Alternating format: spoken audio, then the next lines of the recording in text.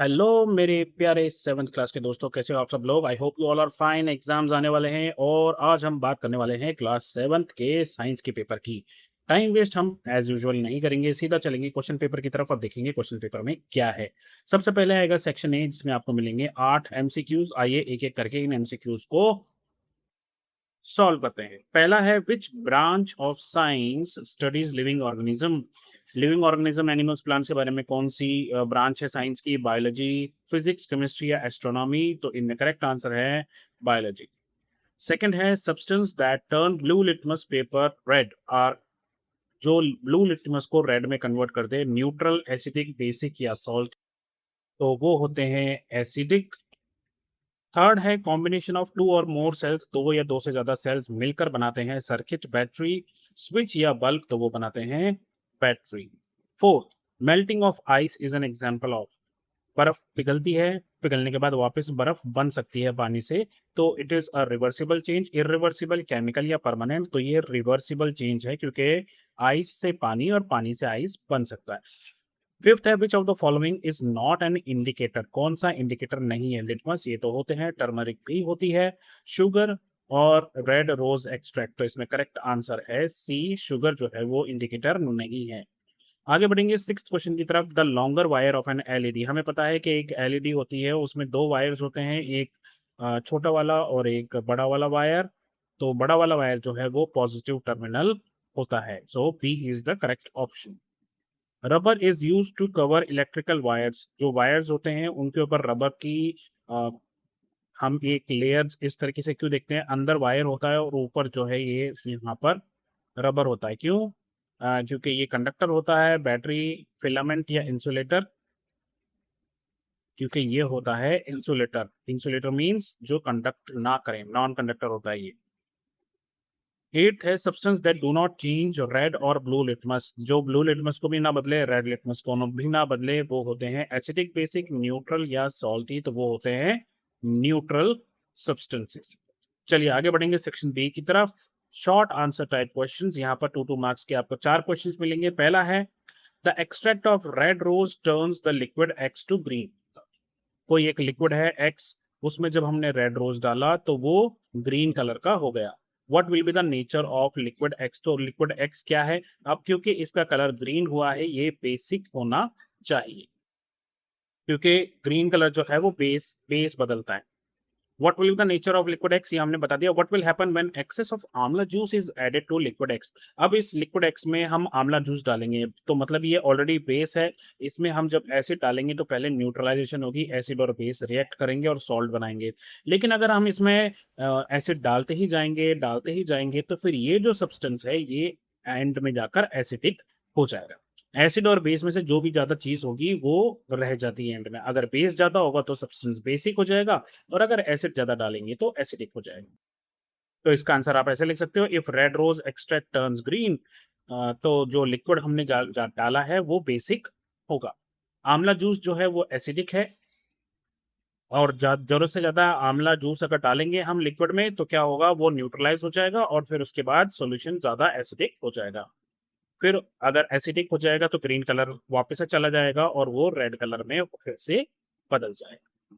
10th question है, an LED requires two cells in a series to glow. दो cell की मदद से एक एलईडी जलेगी। तानिया ने सर्किट बनाया है इस तरीके से, जैसे कि यहाँ पर फिगर 3.21 में दिखा रखा है। इस सेटअप के साथ क्या लैंप ग्लो करेगा? तो इस सेटअप के साथ लैंप ग्लो नहीं करेगा। क्यों नहीं करेगा? यहाँ पर अगर आप देखो तो यहाँ पर जो दोनों सेल हैं उसके नेगेटिव नेगेटिव टर्मिनल एक दूसरे के साथ जुड़े हुए हैं, जबकि ऐसा नहीं होता। हम जब किसी कनेक्शन करते हैं तो हम सेल का जो पॉजिटिव टर्मिनल है वो नेगेटिव टर्मिनल से कनेक्ट करते हैं इस तरीके से। ये दोनों आपस में कनेक्ट होंगे तब जाके जो है पूरा बैटरी काम करेगी। अब यहाँ इन्होंने गड़बड़ कर रखी है। हालांकि एक चीज तो सही है कि जो एलईडी का पॉजिटिव टर्मिनल है वो पॉजिटिव टर्मिनल से कनेक्टेड है, तो ये तो ठीक है। लेकिन यहाँ पर अब हम क्या कर सकते हैं? इस पूरे सिस्टम को चेंज करने के लिए हम क्या करेंगे, ये वाला जो है इसको बदल देंगे और इसको इस तरीके से रखेंगे। जैसे ये वाला सेल हमने रखा हुआ, तो इस सेल को यहाँ रख देंगे इस तरीके से उल्टा करके। तो पॉजिटिव टर्मिनल जो है वो नेगेटिव टर्मिनल के साथ कनेक्ट हो जाएगा, और नेगेटिव जो है वो नेगेटिव के साथ हो जाएगा और इस तरीके से जो पूरा सिस्टम है वो फ्लो करने लग जाएगा। 11th question है Manya is blindfolded. She is given two unknown solution to test, determine whether they are acidic or basic. Which indicator should Manya use to test the solutions and why? तो अब मान्या के पास मान्या जो है उसकी आंख पर तो पट्टी बंधी हुई है, तो वो देख तो नहीं सकती, लेकिन वो स्मेल कर सकती है, ठीक है? तो वो कोई भी ऐसा जो है देखकर पता लगे रेड लिटमस, ब्लू लिटमस वो वाले ये टेस्ट नहीं कर पाएगी, लेकिन वो स्मेल कर सकती है। और एक हमने इंडिकेटर पढ़ा था ऑल्फैक्टरी इंडिकेटर, ठीक है? जैसे कि अनियन हो गया या कोई एसेंस हो गया ना, वेनिला एसेंस। तो इनकी खासियत क्या होती है कि ये एसिड में तो अपनी जो इनकी बदबू है या खुशबू है उसको लूज़ नहीं करते। लेकिन जैसे ही इसको बेस के अंदर डालेंगे तो अनियन जो है अपनी खुशबू, अपनी बदबू जो है उसको गँवा देती है।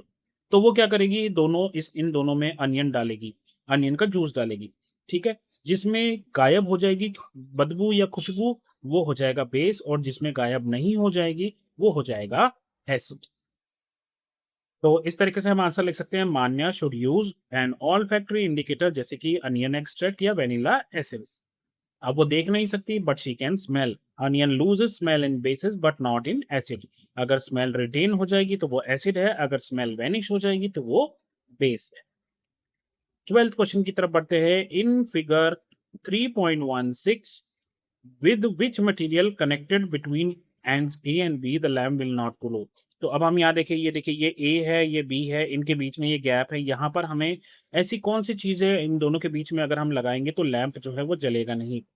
तो देखिए दो चीज़ें होती है, एक होता है कंडक्टर और एक होता है इंसुलेटर। अगर आप कंडक्टर जैसे कि कोई मेटल लगाओगे तो इसके बीच में या स्विच चलाओगे तो उससे फिर ये बल्ब जल जाएगा। लेकिन अगर इनके बीच में हमने इंसुलेटर रख दिया जैसे कि रबर रख दी या फिर कोई प्लास्टिक रख दी तो उसकी उसकी वजह से ये बल्ब जो है ग्लो नहीं करेगा। तो इनके बीच में क्या रखेंगे हम ताकि लैंप ना जले, हम रखेंगे एक इंसुलेटर। तो इस तरह से आप आंसर लिख सकते हैं the lamp will not glow if an insulator is connected between E and B जैसे कि रबर या प्लास्टिक। चलिए आगे बढ़ते हैं। 13 क्वेश्चन, यहाँ पर 3 मार्क्स के क्वेश्चन आ गए हमारे पास। पहला है what are acid base and salts exam explain by giving example. तो एसिड क्या होते हैं जो ब्लू लिटमस को रेड में बदलते हैं, बेस क्या होते हैं जो रेड लिटमस को ब्लू में बदलते हैं, और सॉल्ट क्या होते हैं जब एसिडिक रिएक्शन जब एसिड बेस के साथ रिएक्ट करता है और न्यूट्रलाइजेशन रिएक्शन होती है तो जो चीज बनकर निकलती है वो बनता है सॉल्ट। तो वही हमने बताया है एसिड जो है वो ब्लू लिटमस को रेड में बदलते हैं, बेसिस जो है वो रेड लिटमस को ब्लू में बदल देता है। जैसे कि सोप सॉल्यूशन हो गया, बेकिंग सोडा हो गया, एसिड हमारा जितने भी खट्टी चीजें होती हैं, लेमन जूस, विनेगर, इस तरीके की चीजें। और सॉल्ट्स क्या होते हैं वो चीजें जब एसिड रिएक्ट करता है बेस से तो सॉल्ट बनते हैं। अधिकतर सॉल्ट जो है वो न्यूट्रल होते हैं जैसे कि हमारे खाने वाला नमक जिसको हम सोडियम क्लोराइड भी बोलते हैं। 14th क्वेश्चन की तरफ बढ़ते हैं। Draw the symbol of the following components used in the electrical circuit. तो हमें क्या-क्या बनाना है? एक स्विच बनाना है ऑफ पोजीशन में, एक एलईडी बनानी है और एक बनाना है सेल। ध्यान दीजिए यहाँ सेल बनाना है, बैटरी नहीं बनानी है। तो ये रहा स्विच ऑफ पोजीशन में, ये इस तरीके से अलग हो रखा है तो ये ऑफ पोजीशन है। जब ये इसके साथ मिल जाएगा यहाँ पर आकर तो ये ऑन हो जाएगा। ये एलईडी है, एलईडी को इस तरीके से बनाते हैं। ये दोनों एरो बनाना मत भूलना एलईडी में, इट इज़ वेरी इंपॉर्टेंट। और सेल जो है वो एक ऐसा बड़ा और एक छोटा इस तरीके से बनाते हैं। जो बड़ा वाला है वो पॉजिटिव होगा और छोटा वाला नेगेटिव होगा। तो इस तरीके से ये सेल बनेगी। 15th क्वेश्चन है इन द गिवन फिगर अगर S2 ऑन है और S1 ऑफ है, S1 ऑफ है मतलब इस तरह और S2 ऑन है, तो S2 ऑन है उससे क्या फ़र्क पड़ता है? जब यही यहाँ पर बंद नहीं है ना? तो इसका मतलब है कि ये तो जो पूरा सर्किट है वो ओपन हो गया क्योंकि S1 ओपन है तो सर्किट ओपन। तो जब ये सर्किट ओपन है तो ना L1 ग्लो करेगा ना L2 ग्लो करेगा। दूसरा केस है अगर S2 ऑफ है मतलब अब यहाँ पर ये बंद है लेकिन ये ऑफ है, तो करंट यहाँ से जाएगा तो सही लेकिन सर्किट कंप्लीट नहीं है। क्योंकि ये सर्किट सर्किट कंप्लीट नहीं है तो यहाँ पर भी L1 L2 दोनों में से कोई भी बल्ब नहीं जलेगा। हाँ, थर्ड केस में अगर दोनों ऑन हो जाएंगे, S1 भी ऑन हो जाएगा और S2 भी ऑन हो जाएगा, सर्किट कंप्लीट हो जाएगा, करंट फ्लो करेगा, L1 भी जलेगा और L2 भी जलेगा। तो इस तरह से आप इसका आंसर यहाँ पर लिख सकते हैं। जैसे मैंने भी आपको जो समझाया वही यहाँ पर लिखा हुआ है। 16th क्वेश्चन है observe and analyse figure 2.13, 2.14 and 2.15। ये तीन एग्जाम है, यहाँ पर हमने ये बुक का ही क्वेश्चन है। In which red rose extract paper strips are used, तो ये रेड रोज पेपर है। Label the nature of the solution present in each of the container, तो हमें बताना है ये ग्रीन हुआ तो ये क्या है। ठीक है, इंडिकेटर का इस्तेमाल किया हमने, हमने बताया था ग्रीन कलर मतलब ग्रीन कलर किस में आता है, बेस में, तो यहाँ पर बेस आएगा। यहाँ पर कोई चेंज नहीं है, कोई चेंज नहीं है, तो इसका मतलब है ये न्यूट्रल सब्सटेंस होगा। ठीक, और यहाँ पर रेड कलर आ रहा है तो रेड कलर किसके साथ आता है, एसिड के साथ, तो ये वाला जो है एसिड बन जाएगा। तो फिगर 2.13 में बेसिक सोल्यूशन है क्योंकि वो ग्रीन हो गया, 2.14 में न्यूट्रल है, कोई चेंज नहीं हुआ, और 2.15 में एसिडिक है क्योंकि पेपर टर्न्स रेड। आपको याद रखने के लिए याद रखना है ग्रीन कलर मतलब बेसिक, रेड कलर मतलब एसिडिक, और no change, no colour change means neutral substance. 17th question यहाँ पर सेक्शन डी है, ये लॉन्ग आंसर टाइप क्वेश्चंस हैं। यहाँ पर आपको क्रिटिकल क्रिएटिव थिंकिंग के क्वेश्चन मिलेंगे। हो सकता है आपके क्लास टीचर आपको ये क्वेश्चंस ना दें इस बार एग्जाम में, क्यों, क्योंकि पेपर आपके स्कूल में ही बनना है, और अगर टीचर थोड़ा सा भी लेजी हुआ तो वो इतने लंबे लंबे चीज़ों को टाइप नहीं करेगा। तो हो सकता है इनके बदले वो आपको दूसरे क्वेश्चन दे दे, लेकिन जो एग्जाम का पैटर्न है उसमें ये साफ साफ लिखा है कि इस तरह के क्वेश्चंस आपको आने हैं। तो चलिए मैं आपकी प्रैक्टिस करवा रहा हूँ। यहाँ पर क्या है, हमने 3 क्वेश्चंस दिए हैं, ये इस तरीके से तीनों अलग अलग चैप्टर से। तो यहाँ पर पहला जो है वो है the ever evolving world of science, पहले चैप्टर से। During the summer vacation Riya observe many interesting things around her. उसने क्या क्या नोटिस किया, आइस क्यूब्स जो है मेल्ट हो रही है जब घर के बाहर रखी जाती है। उसके छोटा भाई ने क्या किया, made paper planes and try different designs to see सबसे ज्यादा दूर तक कौन सा उड़ रहा है। After rain she saw water collected in puddles, बहुत सारे खड्डों में पानी भरा हुआ था, और थोड़े ही घंटों के बाद वो डिसअपियर हो जाता है। शी ऑल्सो ऑब्जर्व के प्लांट जो हैं near the Windows always bend towards sunlight, वो हमेशा सनलाइट की तरफ मुड़े हुए रहते हैं। Her science teacher told her that all these observations begin with curiosity and scientific thinking। ये सब जो है scientific thinking है। चलिए अब एक एक करके क्वेश्चंस को डिस्कस करते हैं। पहला है which action best shows the scientific method, कौन सा है, making different paper planes, testing each one and comparing the result, plane बना बना के उड़ाना और देखना कि कौन सा वाला जो है सबसे ज्यादा दूर जाता है। Believing the first plane is best without testing, बिना टेस्ट किए बोल देना जो पहले बनाया वही ठीक है, दूसरा नहीं बनाऊंगा मैं। Asking her friend which design is best, दोस्त से पूछना बता कौन सा डिजाइन सबसे सही है। Buying a readymade aeroplane toy, तो साइंटिफिक मेथड कौन सा है, साइंटिफिक मेथड होता है जब आप खुद कोशिश करते हैं, टेस्ट करते हैं, और बार बार फेल होते हैं और बेस्ट रिजल्ट बाद में आपका निकल के आता है, जैसे एडिसन ने बल्ब निकाल बनाते वक्त किया था। सेकेंड है which observation involves a reversible change, कौन सा रिवर्सिबल चेंज है, ये हम ऑलरेडी क्वेश्चन कर चुके हैं ऊपर। फल का पकना, आइस पिघल के पानी बनना, पेपर का बर्निंग, कुकिंग वेजिटेबल्स, तो इनमें से केवल जो है आइस जो है वो पानी में बन के वापस पानी से आइस बन सकती है। थर्ड क्वेश्चन है why did the teacher called science a way of thinking instead of only collection of facts, science का मतलब क्या है, सोचने का भी तरीका है, ना कि सिर्फ कलेक्शन करते रहो फैक्ट्स की। ऐसा क्यों कहा टीचर ने, क्योंकि साइंस जो है वो एक्सप्लेन करती है नेचर को, क्योंकि साइंस जो है वो लेबोरेटरीज में स्टडी की जाती है, क्योंकि साइंस जो है वो एनकरेज करती है ऑब्जर्वेशन को, क्वेश्चनिंग को, टेस्टिंग आइडियाज। इस ऑब्जर्व करो, सवाल पूछो, टेस्ट करो, फिर वापस से ऑब्जर्व करो, फिर क्वेश्चन पूछो, because science always gives immediate answers. तो वे ऑफ थिंकिंग इसलिए है क्योंकि यहाँ पर हमें ऑब्जर्व करना होता है, सवाल पूछने होते हैं, जवाब ढूंढने होते हैं, टेस्ट आइडियाज करने होते हैं। फोर्थ है which question reflects scientific curiosity, which color of paper plane is lucky, who invented paper, which paper plane is more beautiful, why does one paper plane fly farther than another। अब इनमें से scientific curiosity किस में दिखती है, जब वो ये सोचता है कि एक प्लेन जो है, एक कागज इतना दूर जाता है दूसरा कागज नहीं जाता, ऐसा क्यों है, तो D is the correct option. इसी की तरह एक क्वेश्चन और है 18th क्वेश्चन, यहां पर हम देखते हैं क्या है।